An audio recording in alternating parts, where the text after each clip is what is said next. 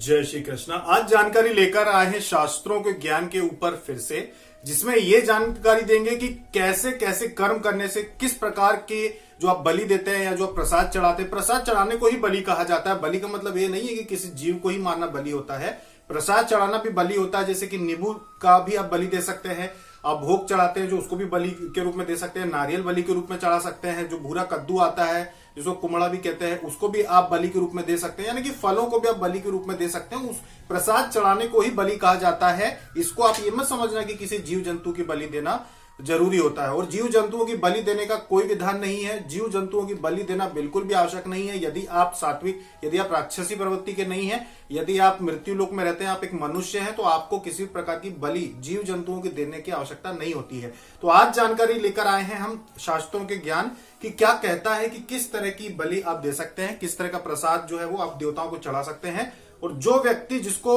अपने कर्मों के अनुसार, देखिए हर जीवात्मा जो होती है वो कुलदेवी कुलदेवता, सभी देवी देवता अपने इष्ट प्रभु और अपने पिछले जन्म में किसकी उसने भक्ति की थी उन देवताओं से जुड़े होते हैं। सभी के अंदर शिव है, सभी के अंदर श्री विष्णु है, सभी के अंदर माता का तत्व है, सभी के अंदर। ऐसा कोई नहीं है जो अपने आप जी रहा हो। ये मनुष्य शरीर की रचना जो भगवान ने की है बहुत सोच समझ के की है और सभी देवी देवताओं से जुड़े होते हैं। तो जो बिना देवी देवताओं को प्रसाद चढ़ाए, बिना उन्हें भोग लगा, जो व्यक्ति इस मनुष्य जीवन में जी रहा है, जो ना किसी प्रकार का कोई हवन करता है, जो ना किसी प्रकार की कोई भी इस प्रकार की आहुतियां देवताओं को देता है, उसकी क्या दुर्गति होती है वो ज्ञान आज हम आपको देंगे। सबसे पहले तो जो व्यक्ति ऐसे किताबों पुस्तकों जिसको कुछ ऐसे लोगों ने लिख दिया गया है जो हमारे शास्त्रों से अलग है, जिनमें वास्तविक हमारे सनातन धर्म का ज्ञान नहीं है, ऐसी किताबों को फॉलो करने वाले लोग जो ऐसी किताबों को पढ़ते हैं और ऐसे लोगों का पालन करते हैं, उनके बातों पे विश्वास करते हैं और उनके अनुसार जीवन जीते हैं, जो कि हमारे शास्त्रों में वर्णित नहीं है। जैसे बहुत सारे लोग जो कहते हैं कि हम ध्यान करते हैं या दूसरी बहुत सारी विधियां अपनाते हैं, लेकिन हम भगवान को मानते ही नहीं है या हमारे शास्त्रों में जो बातें लिखी उनको नहीं मानते हैं। जो ऐसे लोग होते हैं, ये इन लोगों का साथ देने वाले या इनका अनुसरण करने वाले जो लोग होते हैं वो भी नरक यातना भोगते हैं और इनको भी बहुत ही कष्टदायक नरक यातना भोगनी पड़ती है। ऐसे लोग जो अपने माता पिता के ऊपर गुस्सा होते हैं, माता पिता को नफरत से देखते हैं या उनको नफरत से और घृणा की दृष्टि से देखते हैं, अपने माता पिता को जो उनके ऊपर चिल्लाते हैं, अपने गुरु के ऊपर चिल्लाते हैं, ऐसे जो लोग होते हैं, इन लोगों को भी मलमूत्र में, वो भी कीड़े मकोड़ों से भरा हुआ जो मलमूत्र होता है उनके मुंह में भरा जाता है और फिर लोहे की जो सलाखें होती है उनके मुंह में डाल के और नरक में उनको यातना दी जाती है। और वो जो यातना शरीर होता है उसमें मृत्यु नहीं होती, जैसा कि हमने आपको पहले भी बताया। यातना शरीर हमारे मनुष्य शरीर से काफी छोटा होता है और उसमें मृत्यु नहीं होती। उसमें कितनी भी आपको तकलीफ दी जाए, दर्द दिया जाए, आपकी मृत्यु नहीं होती। इसके साथ में जो भी व्यक्ति मंदिर, देव स्थान या बगीचे यानी कि ऐसा स्थान जहाँ पे बहुत सारे विभिन्न प्रकार के पेड़ पौधों को लगाया गया, फूलों को लगाया गया है, जहाँ पे बहुत सारे छोटे छोटे जीव जंतु आते हैं, ऐसे स्थान पे जो भी गंदगी करते हैं, ऐसे स्थान पे जो भी खुदाई करते हैं या उसको नुकसान पहुंचाते हैं, ऐसे स्थान पे जैसे जहाँ पे मंदिर है, मंदिर का प्रांगण है या मंदिर के प्रांगण के चारों ओर कहीं भी आप गंदगी करते हैं, बाथरूम करते हैं, वहां पे किसी प्रकार की तोड़फोड़ आप करते हैं, ऐसे लोगों को भी नरक में घसीटा जाता है और बहुत ही ज्यादा तकलीफें उनको अभी भोगनी पड़ती है, उनको छोड़ा नहीं जाता। और ये जो नरक यातना होती है कई कई सैकड़ों वर्ष तक की हो सकती है। पीछे बार बार आवाजें आ रही है, इसलिए वीडियो बार बार रोकना पड़ता है, तो थोड़ा सा आपको दिक्कत हो सकती है। इसके अलावा अब बात करते हैं पराई स्त्री की। देखिए जो भी पराई स्त्री होती है, यानी पराई स्त्री आपकी पत्नी को छोड़ के जितनी भी आप नारियां देखते हैं अपने जगत में, जो भी लड़कियों को देख रहे हैं आप, दूसरों की पत्नियों को देख रहे हैं, ये सारी की सारी पराई स्त्रियां हैं। इनको जो गंदी निगाह से देखता है या फिर इनके साथ जो गलत संबंध बनाता है, जैसे कि नाजायज रिश्ते बहुत सारे लोग बना लेते हैं। अगर आपने किसी की भी पत्नी के साथ नाजायज रिश्ता बनाया है तो आप निश्चित समझिए कि आपको नरक में जाके लोहे की बिल्कुल तपती हुई, अंगार के जैसे तपती हुई एक लोहे की नारी रहेगी और उस नारी से आपको बांध दिया जाएगा। वो बांध दिया जाएगा और आप वहां पे जलते रहेंगे, चीखते चिंगाड़ते रहेंगे। लेकिन जो यमदूत जो आपको प्रताड़ना देते हैं वो बहरे होते हैं, यानी कि सुनते तो हैं पर बहरे होते हैं, आपकी कोई बात नहीं सुनेंगे। उन्हें कुछ अगर कहना तो कहेंगे और आपको मारेंगे, आपकी कोई बात नहीं सुनेंगे। वहां पे पराई स्त्रियों के साथ जो भी शारीरिक संबंध बनाते हैं उनको इस तरह की तकलीफ दी जाती है। जो दूसरी स्त्रियों को, यानी कि सड़क पे कोई लड़की जा रही है या कोई स्त्री जा रही है और आप गंदी निगाहों से उसको लगातार घूरते हैं, गलती से नजर पड़ जाना अलग बात होती है, या देख के मन में उसके लिए बहन का भाव लाना या उसको माता के रूप में मान लेना, ये अलग बात होती है। लेकिन जो गंदी निगाह से देखता है किसी पराई स्त्री को, उसकी आंखों में भी तांबे और लोहे की बनी हुई जो सलाखें होती हैं वो उसकी आंखों में चुभोई जाती हैं और ये जो पीड़ा दी जाती है, असहनीय पीड़ा दी जाती है, ये कई वर्षों तक दी जाती है। ऐसा नहीं है कि एक दो दिन, ये कई वर्षों तक दी जाती है, क्योंकि नर्क का जो होता है समय काल होता है वो अलग होता है और हमारे यहाँ का अलग होता है। हमारे यहाँ का एक दिन यानी नर्क के कितने ही दिन होंगे, न जाने कितने दिन की बात होगी। तो इसीलिए वहां पे आप जो एक दिन में जो कुकर्म करते हैं वहां पे हो सकता है सैकड़ों वर्षों तक वहां पे आपको भोगना पड़े। तो जो पराई स्त्री को गंदी निगाह से देखता है या उनके साथ शारीरिक संबंध बनाता है, उसे भी नर्क में बहुत ही पीड़ादायक जो सजा होती है वहां पे उसको भोगनी पड़ती है। और ये जो बातें होती है, एक बात ध्यान रखना, ये शास्त्रों के अनुसार आपको दे रहे हैं। और जो लोग शास्त्रों पे विश्वास नहीं करते या शास्त्रों का अपमान करते हैं, या फिर जो लोग जो शास्त्र की बात करते हो या फिर जो प्रवचन देते हो, जो कथा बांचते हो, ऐसे जो गुरु होते हैं या ऐसे जो आध्यात्मिक व्यक्ति होते हैं या फिर जो ब्राह्मण होते हैं, उनकी जो निंदा करते हैं या उनकी जो हंसी उड़ाते हैं, खिल्ली उड़ाते हैं, ऐसे लोगों को भी या सुनते हैं। अगर आप के सामने कोई किसी की ऐसा मजाक उड़ा रहा है किसी कथा बांचने वाले व्यक्ति का कि देखो कितने गंदे कपड़े पहने हैं या कितने सस्ते कपड़े पहने हैं, देखो ये तो ऐसा आया वैसा है, अगर इस तरह की कोई भी निंदा आपके सामने किसी का व्यक्ति की करता है, तो उस स्थिति में आप भी उस पाप के भागी होते हैं। तो जो लोग निंदा सुनते हैं किसी दूसरे व्यक्ति की, आप भी पाप के भागी होते हैं और आपके कानों में भी फिर लोहे की सलाखों से छेद किए जाते हैं। छेद करने के बाद उसमें फिर तपाया हुआ, उसमें तेल या दूसरी चीजें डाली जाती हैं, द्रव्य, और ऊपर से पत्थर जैसे धातु से उसको बंद कर दिया जाता है जिससे कि आपको पीड़ा हो। और ये असहनीय पीड़ा होती है और जो कि बहुत ही ज्यादा तकलीफ भोगनी पड़ती है जो लोग ऐसा कर्म करते हैं। और एक बात ध्यान रखना कि चाहे आप इस बात को माने चाहे ना माने, नहीं मानेंगे तो ये कहना या सोचना कि मैं नहीं मानता हूं शास्त्रों को, पुराणों को मैं नहीं मानता हूं, ये सोचने मात्र से भी आप पाप के भागी हो जाते हैं कि भाई मैं तो शास्त्रों को नहीं मानता या पुराणों को नहीं मानता या भगवान के अध्यात्मों को नहीं मानता। ऐसा आपके सोचने मात्र से भी आप नरक के भागी हो जाते हैं और भोगना तो है। हर मनुष्य जब दूसरे मनुष्यों के बीच में, समाज के बीच में रहता है तो वो उंगली उठाता है कि मैं धर्म को नहीं मानता, या क्योंकि उसको सारे लोग देखते हैं और उसको अपना एक ओहदा, एक पद दिखाई देता है कि भाई मैं तो कुछ हूं।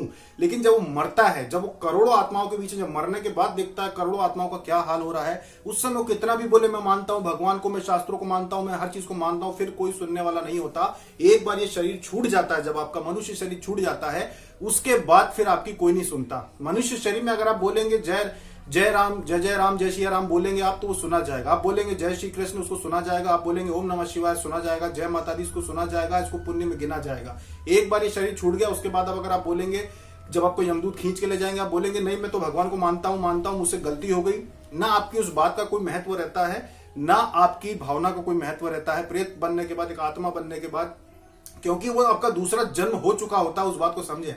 जैसे मनुष्य जन्म हुआ आपका, लोग सोचते हैं कि एक बार मर गए तो जब दोबारा जन्म मिलता है तब तक हम जो हैं एक प्रकार से कहा जाए तो हवा है, एक प्रकार की वायु है, और उसी वायु को दंड दिया जाता है। ऐसा नहीं है। जैसे कि आपका ये शरीर जिसको आप छू सकते हैं, आप चीजों को उठा सकते हैं, जैसे आप चीजों को पकड़ के उठा सकते हैं, ऐसे ही जब आप मरते हैं और जब आपको यातना शरीर दिया जाता है तो यातना शरीर भी देख सकता है, यातना शरीर रो सकता है, चिल्ला सकता है, चीजों को महसूस कर सकता है, यातना शरीर चीजों को छू सकता है, आपके ऊपर लोहे से वार किया जा सकता है, आपको घाव पहुंचाया जा सकता है। बस यातना शरीर मरता नहीं है जब तक कि आपका समय पूरा ना हो जाए, ये है। तो वो एक जन्म आपका तुरंत हो चुका रहता है यातना शरीर में, और यातना शरीर में फिर आपको दंड दिया जाता है। और वो शरीर जो होता है उसमें कितनी भी आपको जलाया जाए, तपाया जाए, कुछ भी किया जाए, आपकी मृत्यु नहीं होती, ये बात रहती है। और जिनको शास्त्रों पे विश्वास हो वही वीडियो देखें, पूरा देखें, या वही जो हम अब शास्त्रों के ऊपर वीडियो लेकर आ रहे हैं वो देखें। जिनको ना हो वो भले ना देखें, कोई दिक्कत नहीं है। अच्छा, आवाज बार बार पीछे से आ रही है क्योंकि शास्त्र की कोई भी बात जब हम कोई वीडियो बनाते हैं तो वो रात्रि में नहीं बना सकते।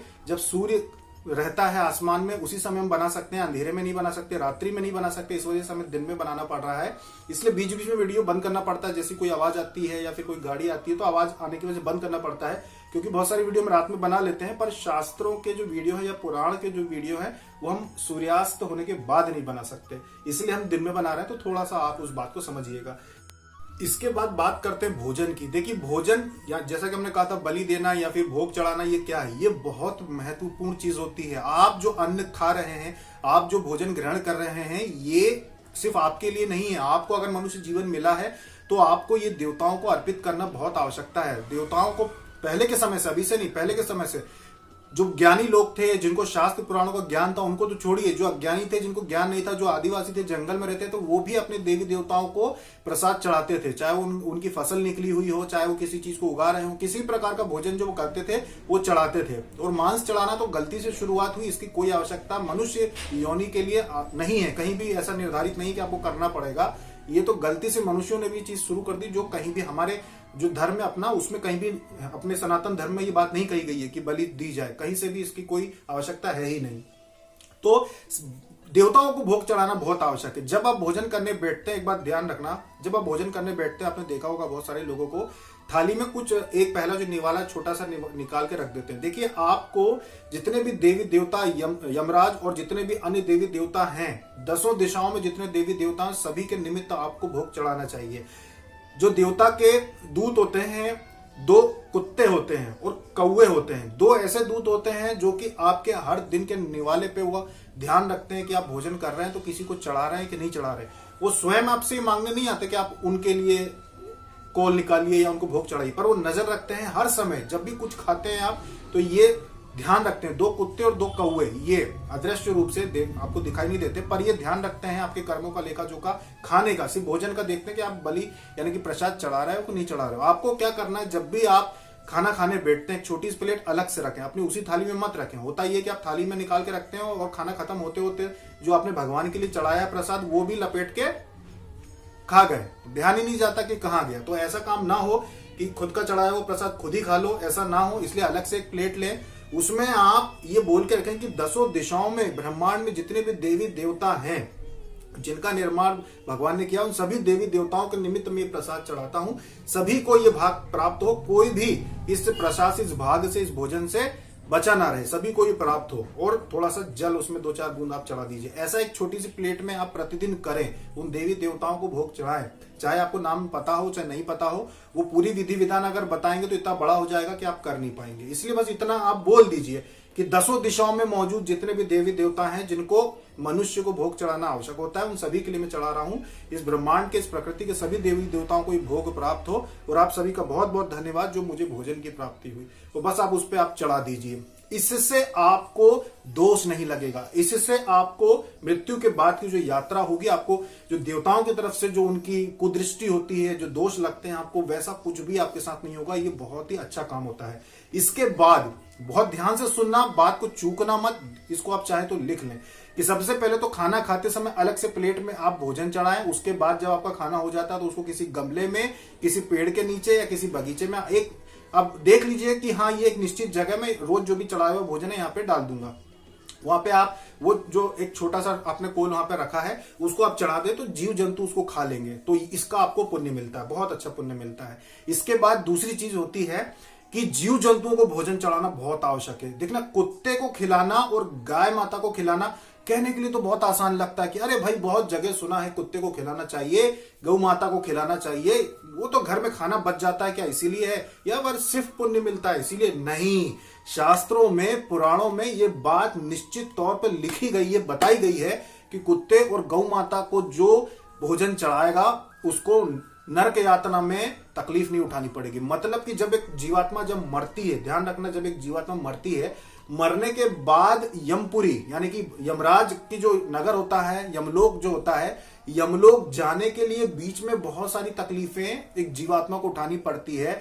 वैतरणी नदी जो होती है उसको पार करना पड़ता है, यानी कि तकलीफ तो मरने के बाद से शुरू हो जाती है। और यमलोक यानी कि यमलोक जो होती है, यमपुरी, वहां पहुंचने में एक जीवात्मा को 1 वर्ष का समय लगता है। गरुड़ पुराण के अनुसार 1 वर्ष तक। तो जो आप पिंड दान करते हैं 1 वर्ष तक, वो जो पिंड दान होता है, 6 मासी पिंड दान करते हैं आप, उसके बाद 12 मासी पिंड दान करते हैं, तो ये जो होता है वो इसी बात को ध्यान रखते हुए किया जाता है कि भाई जीवात्मा जो है अभी मार्ग में है और वो यमपुरी पहुंचने तक उसको हम चढ़ाएं।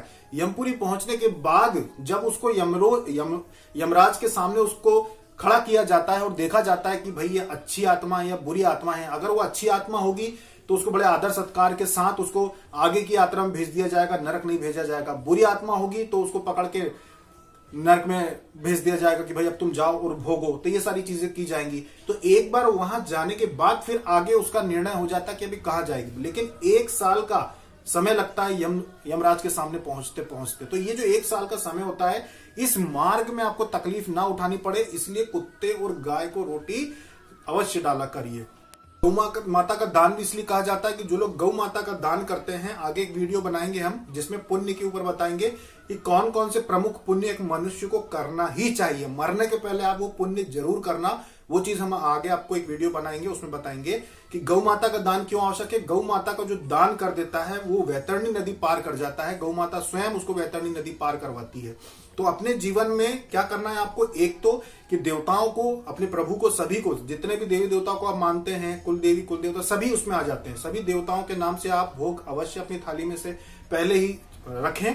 इसके बाद जीव जंतुओं को अपने छत पे, अपनी गलियारे में, गमले में, जहां आपको लगता है कि चींटियां आती है, वहां पे आप शक्कर और आटे के दाने 1 चुटकी प्रतिदिन डालें। क्या जाता है, 1 चुटकी प्रतिदिन डालें। अगर आप अध्यात्म को मानते हैं, प्रतिदिन डालें, इससे आपको बहुत ज्यादा लाभ होता है। गौ माता को रोटी डालना बहुत बड़ी बात होती है, छोटी मोटी बात नहीं होती। ताजी पहली रोटी जो गौ माता के नाम की बनाए आपके घर में, और वो उसको डालें, और 1 रोटी कुत्ते के नाम की। ये 2 रोटी जरूर बनाना चाहिए। सुबह की पहली रोटी गौ माता की बना दे, और शाम की जो रोटी रहती है वो कुत्ते के नाम की बना के आप इनको दीजिए, इससे आपको बहुत लाभ होगा। और ये जो आप भोग चढ़ाते हैं जीव जंतुओं को, या फिर अपनी थाली में से निकाल के आप रखते हैं, विश्वास नहीं मानेंगे, इसमें आपको कुल देवी, आपके कुल देवता, आपके पितर सभी का भाग होता है, सभी को भाग पहुंचता है, और उसका बहुत आशीर्वाद आपको मिलता है। कोई दोष आपके साथ नहीं रहता, आपकी जीवात्मा जो होती है वो पवित्र होती जाती है। आगे हम आपको वीडियो बताएंगे कि पूर्व जन्मों के कर्मों के जो पाप हैं उनको आप कैसे समाप्त कर सकते हैं, उसके विषय में हम एकादशी व्रत और प्रदोष व्रत के ऊपर आपको वीडियो बनाएंगे कि उनसे कैसे आप अपने पूरी तरह से अपने जो पाप हैं उनको नष्ट कर सकते हैं, चाहे वो 7 जन्मों के, 7 मनुष्य जन्मों के आपके पाप क्यों ना हो। और 7 मनुष्य जन्म के पाप, और हर मनुष्य जन्म के बीच में 84 लाख योनियां, मतलब समझ जाइए कि पिछले, समझ लीजिए कि कम से कम आपके 50-60 हजार वर्ष में जितने भी बार आपने मनुष्य जन्म लिया, अगर 7 बार मनुष्य जन्म लिया तो हर बार 84 लाख योनि भोग कर ही दोबारा मनुष्य जन्म मिला होगा आपको। तो हर बार, तो यानी कि 7 जन्म, यानी कि हजारों सालों के आपके जो पाप कर्म होंगे उनको नष्ट आप प्रदोष व्रत से और एकादशी व्रत से कैसे कर सकते हैं, वो जानकारी हम आगे आपके लिए लेकर आएंगे। अब एक बात का और ध्यान रखना है कि यदि आपके घर में भोजन के समय है, जैसे भोजन बन के तैयार है, आप भोजन पे बैठने वाले हैं, उस बात का ध्यान रखें कि अगर कोई भी व्यक्ति आपके घर में आया, अगर आप हमको मानते हैं और अगर आप अध्यात्म को मानते हैं, तो इस बात को स्वीकार कर लीजिए, कुछ नहीं बिगड़ता। अगर आप भोजन के लिए बैठने वाले हैं, भोजन तैयार है, और अगर आपके घर में कोई भी आ गया है आपका पहचान का व्यक्ति, और स्वाभाविक सी बात है कि कोई जान पहचान का व्यक्ति ही होगा जो आपके घर में आएगा, ऐसी तो कोई सड़क चलता आ नहीं जाएगा। तो कोई भी व्यक्ति अगर आपके घर में बैठा हुआ है, कोई मेहमान बैठा हुआ, कोई आया है 5-10 मिनट के लिए भी, तो उसको भोजन अवश्य कराएं। भली चाहे आपको हाथ पैर जोड़ने पड़े, चाहे आपको प्यार से मनाना पड़े, 2 रोटी खिलाने के लिए आप उनसे जिद करें कि आप बस 2 रोटी खा लीजिए, 2 रोटी, 1 रोटी, चलिए 1 रोटी पर टेस्ट कर लीजिए, लेकिन 1 रोटी भी उसको अगर आप खिला के भेजेंगे तो ये अक्षय पुण्य देता है। कभी भी अकेले भोजन मत करना।